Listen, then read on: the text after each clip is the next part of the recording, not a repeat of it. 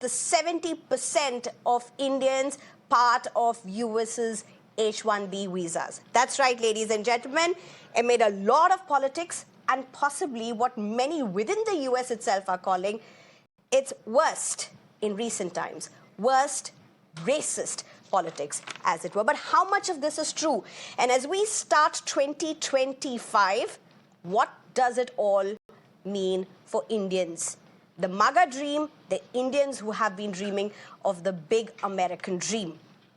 Well, one thing that seems to be a certain is a H-1B visa fix in what over the last few days has emerged as a divided states of America. And unfortunately, at the heart of this seems to be race, with Musk calling out some of the Trump supporters from the far right as unprecedented racists or unrepented racists. But from then, Musk has also gone on to say that the H-1B visa system is broken, saying a system that can be easily fixed with higher minimum salary and adding a yearly cost for maintaining the H-1B, making it materially more expensive to hire from overseas than domestically. Well, what does this mean for India? Trump stunned his MAGA base by throwing his weight behind Musk and his support for H-1B visas, telling the New York Post, "I've always liked the visas. I have always been in favor of the visas. That's why we have them. I have many H-1B visas on my properties. I've been a believer in H-1B. I have used it many times. It's a great program." So what's this row about? Recent appointment of Sri Ramakrishnan as Senior Policy Advisor for Artificial Intelligence at the White House Office of Science and Technology Policy has sparked intense debate online. Krishnan has been vocal about expanding the H-1B visa program and removing country cap quotas for green cards. He has also been criticized for not putting America first. The critics, strong MAGA supporters, have claimed that the H-1Bs are already being abused at scale. And this is going to make it worse. But what's in all this for most Indians? Indian workers comprise 72% of H-1B recipients in fiscal year 2023. 72%. The H-1B visa row has direct links to the concerns around green cards. The H-1B program allows US companies to hire foreign workers in specialized fields. But these workers often aim to transition to permanent residency through green cards. But due to the 7% cap on number of green cards any single country can receive annually, Indian applicants face staggering delays, sometimes waiting over a decade for green card approval. In contrast, Americans from smaller countries with fewer applicants may experience little to no wait time. But how should India and the Indian Americans be looking at all of this? Even as the cracks on H-1B rows split wide open in the US for the world to see. To break this all down for us, we're being joined by Vijay Thirumalai, who's a founder and CEO of GoldWater Technologies. Very good evening, Mr. Vijay. Thank you for joining us. I'm also being joined by Vibhuti Jha, former Republican candidate for New York Assembly. Good evening, Mr. Vibhuti Jha. Thank you so much for your time. Lord Matthias, Business Executive and Independent Director. Thank you, Mr. Lord Matthias, for joining us. And Rabinder Sachdev, who will also explain to us the Indo-US policy ramifications, considering he's an expert with that. Very good evening, Mr. Rabinder Sachdev. So let's just start off straight. Let me first come to you at this point, Mr. Vijay Thirumalai. What's happening? I mean, when you look at what's happened over the last few days in the United States, can I ask you this question? As an outsider, as somebody who's living in India, do you see yourself as one among them? Or more importantly, do they see you? Does US see those on H-1B visas, particularly Indians on H-1B visas, do they see them as part of them? Sneha, thanks for having me. Absolutely great pleasure to have you to be a part of the show, right? So, despite all the ruckus in the social media, I think that's a bubble, right? Larger question is the American employers want to have Indian talent. And as long as American employers want to have Indian talent, that's not going to be a problem, right? So we are probably the best, in terms of ROI, in terms of what we deliver, we are probably the best, right? So as long as we are able to deliver, continue to deliver what we are able to do for the last 20, 30 plus years, it's not going to be a problem. Now, the question is, if we're going to see, are we a part of us? Is there any racism, etc.? I absolutely don't think so. US is the best place for any young, enterprising Indian to be, right? Second is India, right? But for any young, enterprising Indian, they should definitely strive to be in US. That's the best place for capitalism, right? So somehow they should find a way to get us. I tweeted it out in the morning as well, right? Get into a STEM degree, find a way to get a PR at the earliest. Land of opportunities is not going to be anytime different in the next few years. I think this will die down sooner than later. All this racism, racist comments will die down sooner than later. Mr. Vijay Thirumalai, here's my question. So you say talent is what matters. India or the Indians who are in US are high on deliverables.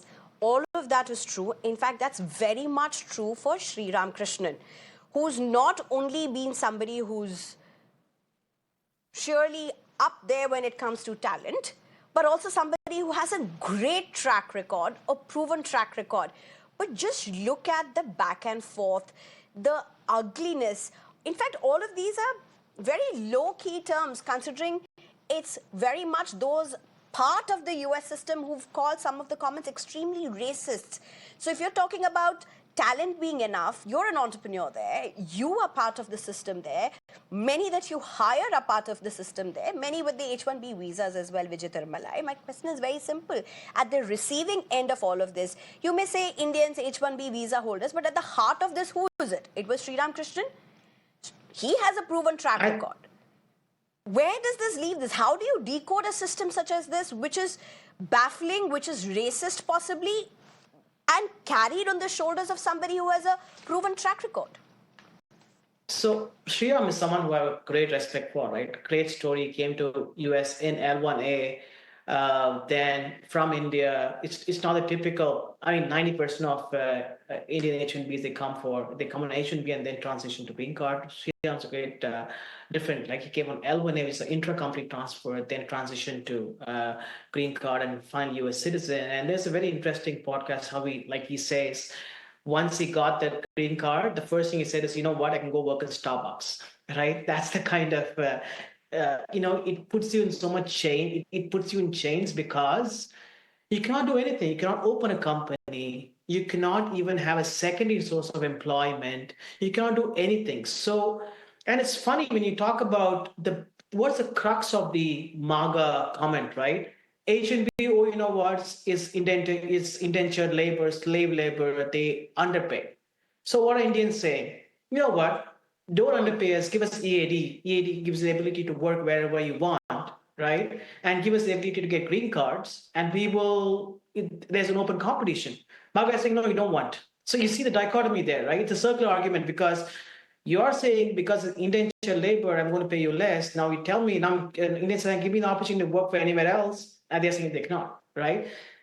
A typical H-1B, they've transitioned to what is called as E2, E3 visa. It takes 150 years of wait time, 150 years. And nobody's going to, it's just a statistics number, right? Nobody's going to wait that long. But that tells you how broken the system is. So I think end of it, what's going to happen is there's going to be some sort of all this is a good thing because it's going to lead to some sort of a green card overhaul program eventually, which will have Indians move to higher skill jobs, etc. And last point is, I don't think the issue of H-1B transitioning to lower pay, higher pay will work because of some reasons, which I'll cover in the program, because a lot of H-1Bs are actually students and they can't be paid a lot of money when they start the career. Right. So Sriram is a special case, but a lot of students who graduated just from college, they can't be paid 150K. Okay. Right. And stuff like that. So we'll talk about it. So let other panelists share Let the me views. just get in Vibhuti Jha to respond to what you're saying as well. Vibhuti Jha, you just heard Mr. Thirumalai. He's saying this is a system that will get fixed, has to be fixed, but he does hope and believe that all these racist comments that have emerged are a bubble and will be of the past. Vibhuti Jha, as somebody who's an ex-Republican candidate himself, very much part of the system, and listen, this entire rift and divide that has happened, forget about United States, it's also about MAGA supporters, Make America Great Again.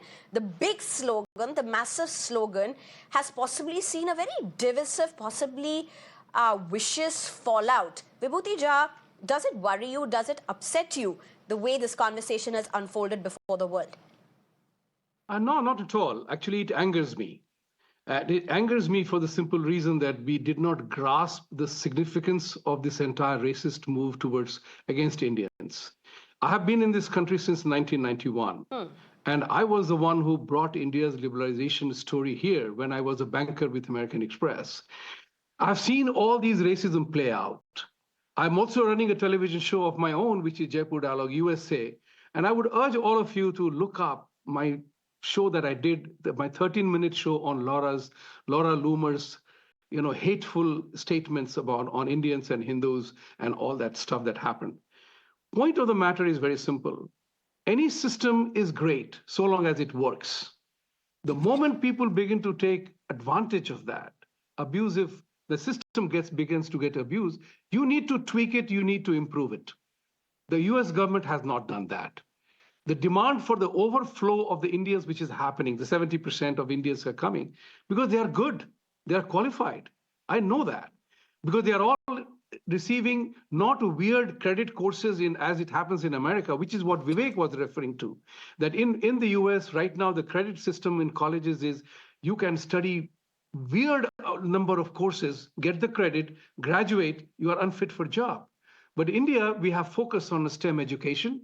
And India has a challenge because we do not have adequate admission facilities for children to come and get admissions in their own, in India itself. So America becomes the destination, as Thirumalai was pointing out, is the automatic destination. And the important part to bear in mind, US is 3 times larger than India in terms of size, Alaska and Hawaii included. And it has 1/4 the population. US needs people. And that's what Mr. Trump put his entire weight behind Vivek and Elon Musk's positioning, that we need people for our growth to make America great again. Now, the fringe elements in MAGA. Now, I'm a MAGA too. I'm a Republican. I supported MAGA. I'm going to go for the inauguration. I'm invited for that. But the point of the matter is, I'm not that MAGA, because every community has its own extreme wings. And as we say in our work, the theory is always that the extreme drives the middle agenda, because they are the ones who rake up the issue. And in the case of immigration reform, it is a slur on America. We are talking about going to space, and we are talking about such huge developments. I have been hearing the comprehensive immigration reform since 1991 when I came here. So yesterday I told in one of the shows, I said that are we Americans incompetent, slothful, lazy, or just about not interested in solving a problem? Otherwise, how come we have not been able to solve the problem? And this is what is important. We Indians have been at the forefront of technology revolution that has happened in the country ever since Y2K thing that began to happen. I've seen people coming from 91 onwards on technology. My first ever seminar was in San Jose on investing in India. Point of the matter is, there is racism in America. Okay. And the racism is driven towards us because we are remarkably successful. And why we are the target is because we as collective Indians in this part of the world, and I have been shouting from the rooftop, get engaged in your local communities, in your local community activities, because we are not involved. So as a result of which, we are disengaged, we are non-engaged, we are apathetic, and we do not know what changes are coming. Suddenly people find, oh, these Indians are the good whipping boy. So we begin to get whipped. At the moment, my thought process is very simple. This will get resolved very simply. Mr. Trump has put his weight behind it. But remember one thing, what P.J. O'Rourke said, my favorite satirist, said once, here in New York, in Waldorf Astoria, I was there. He said, America will forever have a problem in having a comprehensive immigration reform policy and a good foreign policy because every goddamn American is a foreigner. So go figure that out. We are grappling with that problem and it will be solved. I believe in Mr. Trump's ability to solve this Okay. crisis, and he will do that. And I don't, this is passing phase. You know, everything goes through a rough time at times. It has become an issue because majority of us Indians began to complain that how can an H-1B guy waiting for 20 years to get his green card? That becomes an unfair All right. practice in the Okay. society itself. Thank you. Lord Matthias, if I can get you in. Now, you heard both the panelists, and if you heard Mr. Vibhuti, what did he say? He said, there is racism. There's no going away. There's no getting shy about that. But Indians are being targeted because they are bloody good at their job. They're excellent at their job. Now, here's my question, Lord Matthias. It's the end of 2024. It's going to be the beginning of 2025. How should Indians be looking at all of this? I mean, look at the numbers. Look at the Indian Americans who are in Trump's government, who are part of the cabinet, as it were. Look at the numbers. It's already there on our screens. These are big names, important names that have been picked up for running the government, to run the government, nothing short of great pride, but it's just at another level. When, as somebody who wants to go to America, if they are sitting in India, they're looking at all of this, how should they be looking at it? What would you tell would be the biggest concerns for them, or how should they maneuver their way around this?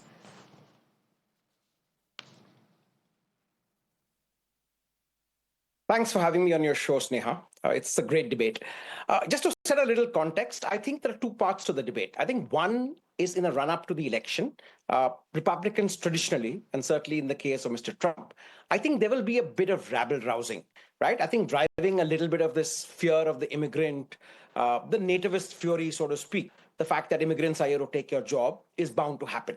So I did see a lot of that happen as a build-up. And clearly, a lot of that is now coming to, in a sense, the contradiction is beginning to show a little bit, right? What Elon Musk and Vivek Ramaswamy rightly pointed out was the fact that America as a society has been driven successfully by natives and by immigrants. And this has happened over time. The fact that smart immigrants have come, they raise the level not only of their game, but obviously of the locals as well. And that's always been a debate.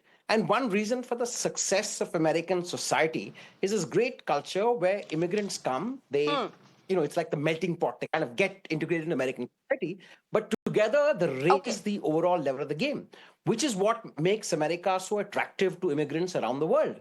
The fact that it is the ultimate meritocracy, that the best and the brightest in the world can come there, the best universities are there, and grow and thrive. Of course, a lot of that now is beginning to hurt because a lot of the MAGA standpoints before the election. Mr. Lord Matthias, unfortunately, there seems to be some range network connectivity issue with you. So let me just move to the other guests, and we'll request my team to try and fix this with you. There seems to be a video issue with you, Mr. Matthias. My team will just fix that up with you. Mr. Ravinder Sachdev, if I can get you in. Now, you are part of the you're literally an expert on Indo-US policy. To those who are watching, who want to be part of the great American dream, but see the United States of America as a divided States of America, what would you tell them? A couple of points. Yes, America is a divided States of America. Our previous speaker was talking that America is a melting pot, right? That was the notion of America. Immigrants come from all over the world, they melt, and they become a singular culture. America today is not a melting pot. I've written in my book from Portopia, America today is a boxing ring. That is one big picture. Folks from India, I would suggest the best path, which I took also, was go on a student visa, F1, get a master's degree, and get a job. Getting a H1 or F1 is actually slightly better than intercompany transfer on H1 because you get a comparatively better salary if you've done your master's in the US and then go into H1. Big picture. Now coming back overall. See the H1 India debate, look at it in a bigger picture. H1 is not meant for Indians. H1, with respect to America, is meant to attract talent which can power their industries. Sure, that talent has been coming from India, so let's say 70%. So that's one. It's not meant for India, it's meant for the world. Tomorrow they could be, from China going, or, Indonesia, Pakistan, wherever. Americans are, agnostic of that. Luckily, we happen to be, and we are good talent. So that's one. It's not meant with respect to India. Secondly, the debate right now, let's also divide two things: illegal immigration and legal immigration. I think one thing which Trump will use to counter this whole debate, he will come down harsher on illegal immigration to satisfy his MAGA base that, yes, I am doing something on immigration. Now let's come to the MAGA base. The MAGA base has a theory, some of them, many of them, maybe not some of our colleagues on this panel, which they call as a great replacement theory. According to them, no immigrant should be welcome in America.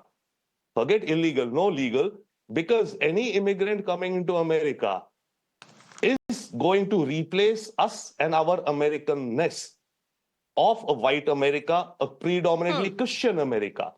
So the Lorna Rumors and Ann Coulters, etc., they're coming from that background. We want no immigrants, absolutely. And that will remain. That is leading to racism without doubt with respect to India. Now, one concrete other thing which I think Trump will do to kind of manage this whole contradiction, come down on illegal immigration so that he can tell his base, guys, look here, I'm going after illegals.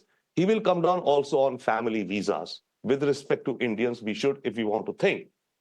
Family visas, if you're a US citizen, you can sponsor, your parents and siblings and children to come on a green card to America. Trump is going to make that restricted only to yourself, your spouse, and your children. You will not be able to bring your parents or siblings into India on a green card. That's where it's headed. So Trump will take some steps on the illegal and family visas to counter this whole MAGA base issue. Now, Vivek, what he mentioned, I do think that he's actually, I think he might stumble. He talked that this is not, he said the culture of America today is this, as what you said. But remember what MAGA says. MAGA says, make America great again.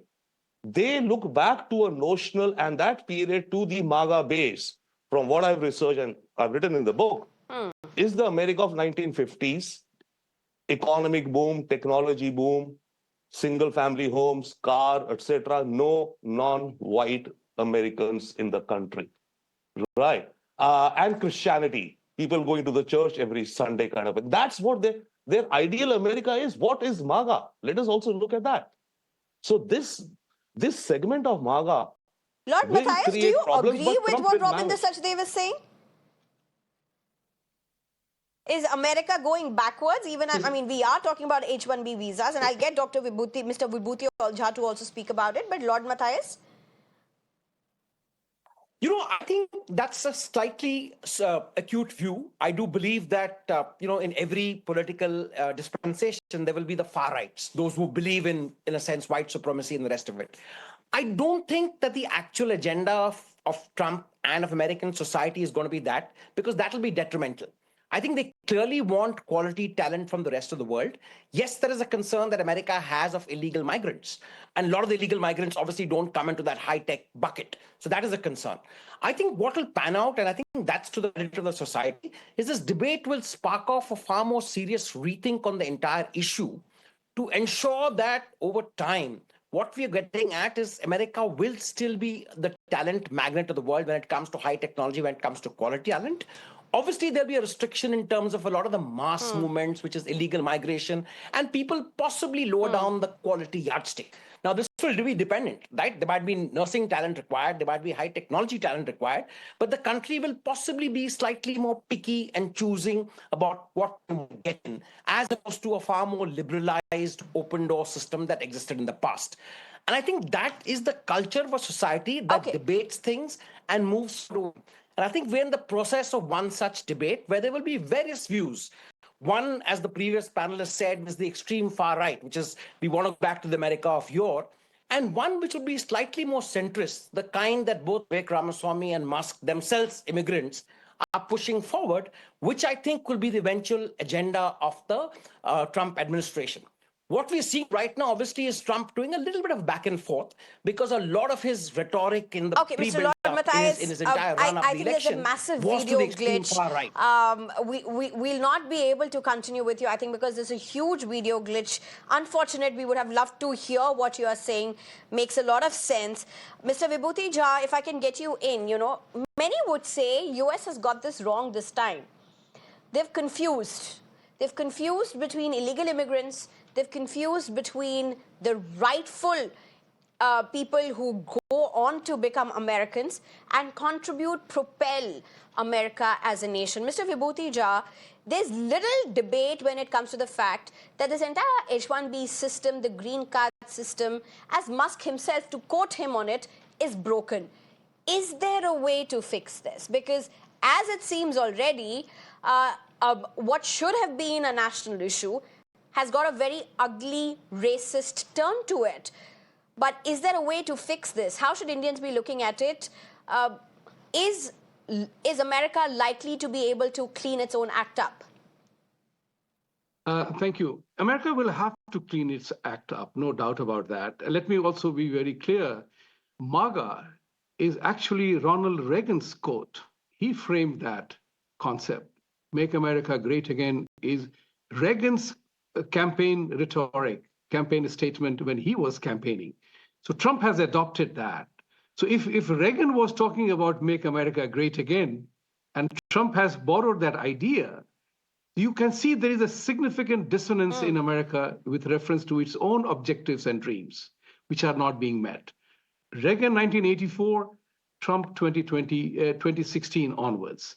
So you are looking at a scenario where the system needs to be fixed.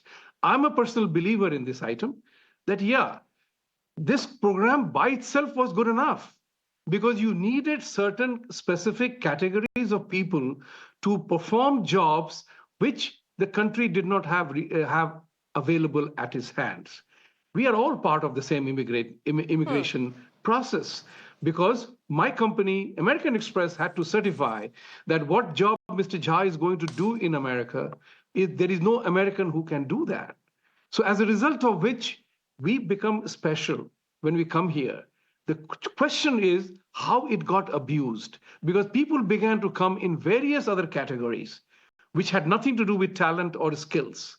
But this part was very important. That is what created the logjam, the number of applicants which were so huge for one reason or the other, that even extraordinary ability category like EB1, EB2 got flooded with people. That's where the challenge lies. So if the proposal, which Musk has agreed, and Trump also agrees, that for high quality 0.1% of the STEM and technology capabilities, we will get those guys, then it will work. It is not available to others. And I'll give you one example because we were watching the space thing in India. I will tell you one young man from India who came here for one reason, and I know that guy. I know his father.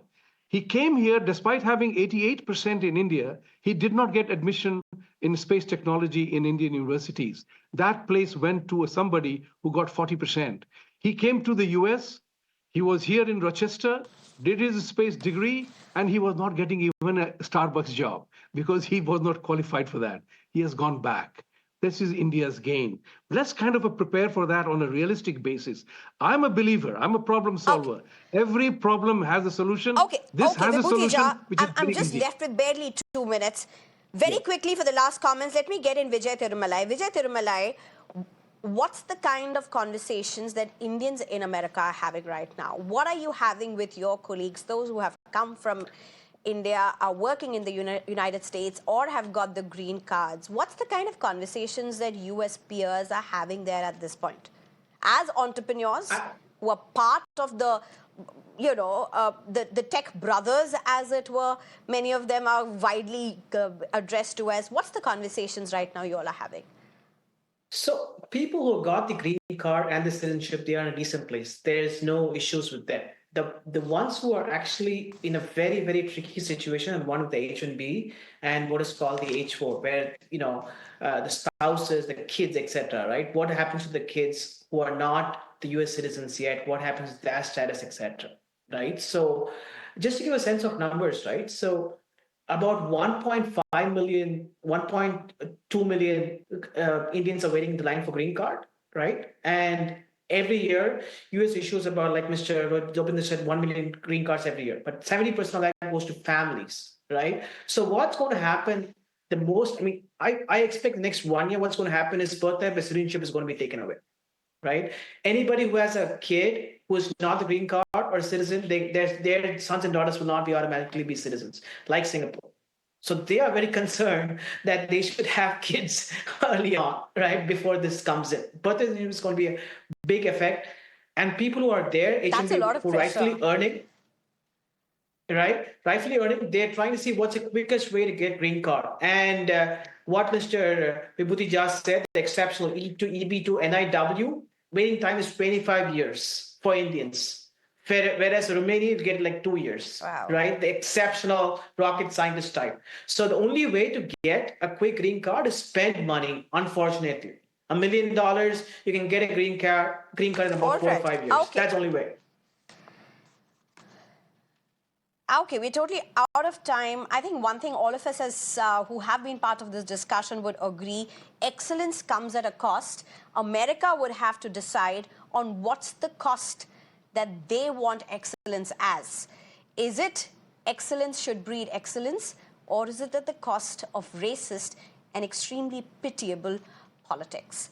Thank you very much to our panelists for joining us, Vijay, Thirumalai, Vibhuti, Jha, Lord Matthias, as well as Robinder Sachdev. Thank you very much. Good evening. Thank you. And moving on to a very, very important development, ISRO successfully has launched the space docking experiment mission along with 24 other experiments aboard the Polar Satellite Launch Vehicle. The PSLV carried two 220-kilogram satellites in a precision launch. From Sriharikota, the spacecraft will attempt docking on January 7th, marking a giant leap towards India's ambition to establish its own space station, the Bharatiya Antariksha Station, by 2035. This orbital outpost will feature 5 interconnected modules, with the first set to launch in 2028. SpaceX aims to demonstrate advanced orbital docking technology, a mission-critical capability for upcoming projects like Chandrayaan-4, which will involve lunar sample retrieval using multiple launches and dockings. This cosmic endeavor also carries cutting-edge experiments, including CROPS, a study of plant growth in orbit, a debris-capturing robotic arm, and a satellite servicing arm, all underscoring ISRO's commitment to space sustainability. With SpaceX, ISRO boldly goes where no Indian mission has gone before, advancing in space operations and charting a course for future interplanetary missions. I'm really happy to announce the successful accomplishment of the launch of PSLV C-60 for the SpaceX mission. The rocket has placed the satellites in the right orbit, which is 475 kilometer circular orbit. That's only one part of the mission, injection of the SpaceX satellites. Now, in another 15 minutes, the fourth stage of PSLV will change its orbit from 475 kilometer to 350 kilometer lower orbit by first phase of firing. And also the second phase of firing will be at about 1 hour 20 minutes later after the liftoff. So that process is continuing to enable POEM operations to happen. Further to that, the spacecraft is also going to wait for the solar panel deployment. So the team spacecraft is looking at whether the panels are deployed or not. So we'll get a confirmation soon. So as far as we are concerned, the mission is very well as far as the rocket is concerned. So it has placed the satellite in the right orbit. The SpaceX 2 satellites are moved. You would have seen in the animation that they moved little one behind the other. So over the period of time, for the days, it will pick up further distance, travel to almost a 20-kilometer distance away. And then the rendezvous and docking process will start. And we hope that the docking process can happen in another 1 week. The nominal time is going to be approximately 7th of January. So I'm waiting for the panel deployment status, I think. You have the status? Yes. So I would like to say that the panels of the satellites have been deployed successfully. So congratulations to the entire team of the PSLV project who put the satellite in the right orbit. Also the SpaceX team who worked a very innovative, novel, cost-effective docking demonstration mission using 2 small satellite bus architecture. So congratulations to them as well. And also two very important parts of this mission is the POEM-4, where we have 24 payloads hosted, which are from the startups, industries, academic institutions, research laboratories, and also from ISRO centers. All the R&D payloads are there waiting for testing in the coming days, in fact in months. Well, it's time for a very short break. On the other side, news and updates.